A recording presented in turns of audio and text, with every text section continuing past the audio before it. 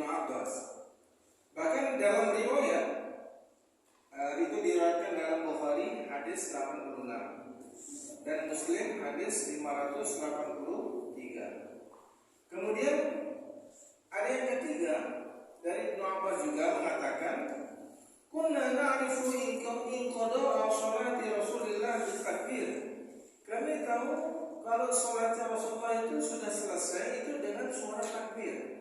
Allahu Akbar, Allahu Akbar, Allahu Akbar.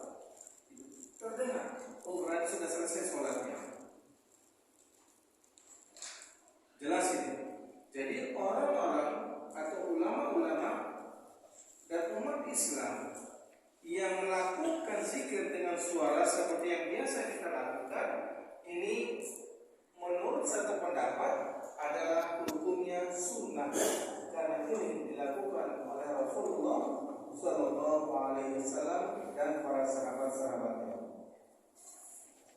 Nah, apakah hal itu selalu disampaikan oleh Rasulullah? Apakah hal itu selalu dilakukan oleh Rasulullah Sallallahu Alaihi Wasallam? Nah, itu jadi permasalahan. Apakah cukup sampai di sana dan berhenti? Nah, di sini ada pendapat. Ya, kalau yang pertama tadi yang mengatakan sunnah itu Bapak Ibu, itu pendapatnya Imam Ibnu Jarir At-Tabari. Beliau adalah seorang tabi'in, ya, karena hidup pada abad 300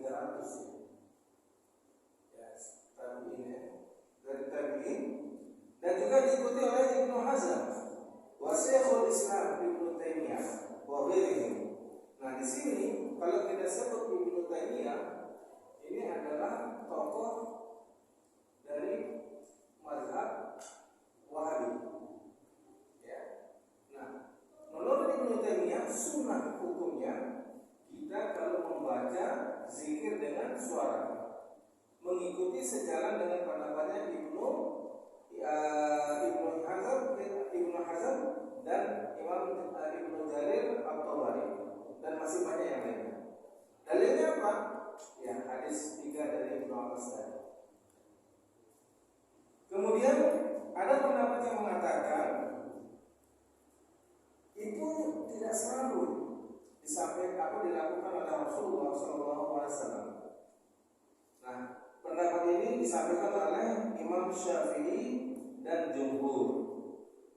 Nah, ternyata Imam Syafi'i mengatakan benar, Rasulullah SAW itu di awal-awal selalu ketika zikir itu menyuarakan. Tujuannya apa? Litta'lim, untuk mengajar umat Islam. Sama seperti ketika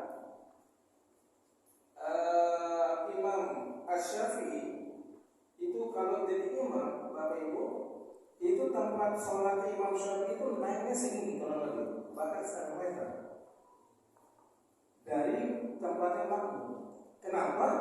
Tujuannya adalah untuk mengajar jamaah. Maka ketika jamaah sudah paham cara sholat yang benar, karena mereka langsung melihat Imam Syafi'i mengajarkan sholat, lalu Imam Syafi'i tidak lagi menggunakan tempat itu lebih tinggi dari makmum. Nah, lalu kita seperti yang pernah kami sampaikan maka tetap aja kita naikkan. Seandainya juga ada rata sebenarnya sudah tidak ada masalah. Kenapa? Karena orang sudah tahu. Nah, menurut mazhab Syafi'i terkait dengan raf'us shaut, mengangkat suara saat berzikir, itu sebenarnya di awal saja. Tapi setelah orang tahu bacaan Rasulullah seperti apa dari zikir, tahlil zikir, maka setelah itu menurut mazhab Syafi'i dan jumhur ulama, setelah itu Rasulullah tidak lagi tidak mendawam, tidak seterus-terusnya. Nah, karena kita bermazhab Syafi'i, meskipun itu sudah mazhab Syafi'i sendiri mengakui bahwasanya itu adalah dilakukan oleh Rasul, tujuannya dita'lim. Nah, kita karena bermazhab Syafi'i dan diajarkan oleh orang tua kita seperti itu, dalam cara zikir dan tahlil itu masih saja kita gunakan dengan raf'us shaut, mengangkat suara.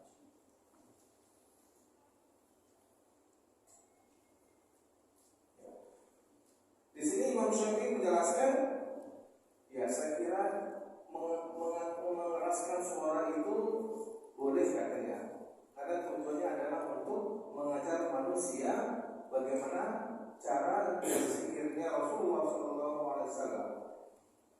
Nah, kemudian Bapak Ibu, di sini tentang pendapat yang mengatakan tidak boleh atau bid'ah, ya. Ada pendapat yang ketiga mengatakan bahwa itu tidak boleh, itu bid'ah, ya.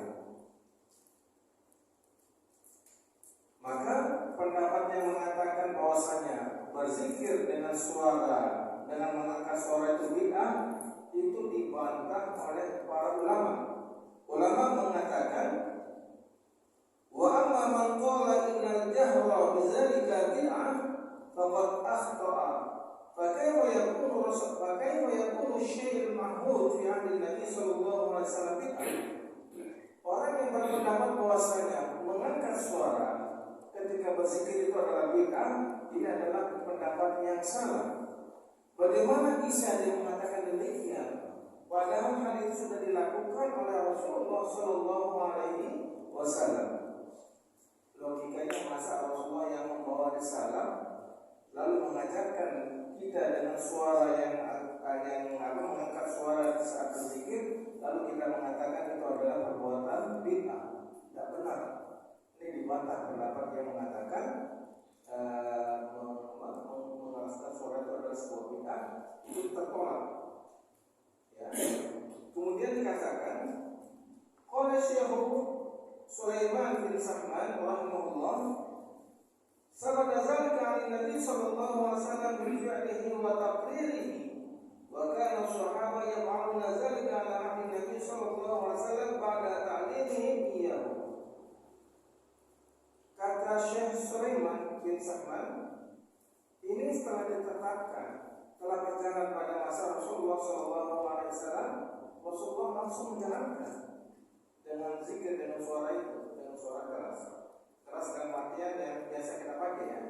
Subhanallah, subhanallah itu sampai orang di luar dengar itu kan menunjukkan cukup keras, ya. Wa takbiri, ya. Ikrar, akhirnya Rasulullah dengan melihat orang melakukan, sahabat melakukan zikir dengan suara dan Rasulullah diam, itu juga menjadi dalil. Wa kana sahabat yaf'aluna dzalika 'ala 'ahdi Nabi sallallahu alaihi wasallam ba'da ta'limihim iyyahu.